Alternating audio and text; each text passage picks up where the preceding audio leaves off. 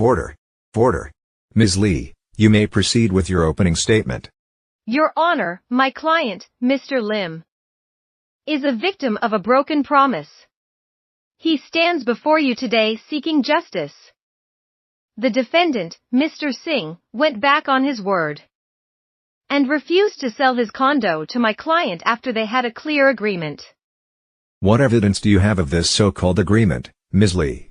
We have the option to purchase, Your Honor. As stated in the Singapore Civil Law Act, Chapter 43, Section 6D. Contracts for the sale of a movable property must be in writing to be enforceable.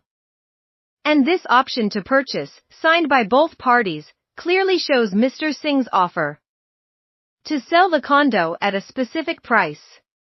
Your Honor, my client merely intended to test the waters. Oh really, Mr. Tan?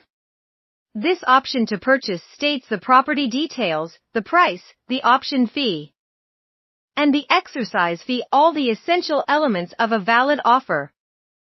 It was clearly communicated to my client, who accepted it by paying the option fee.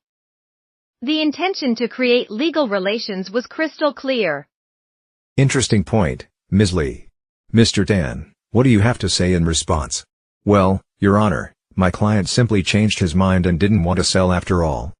Too late, Mr. Tan. Once the option is granted, it becomes a binding contract.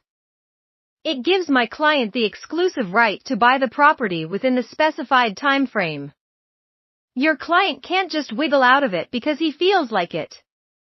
Mr. Tan, does your client have a valid reason for refusing to sell, besides a change of heart? Well, no, Your Honor. He just wanted a better price. Your Honor, this is absurd. The option to purchase clearly states the agreed price. My client acted in good faith, relying on this agreement.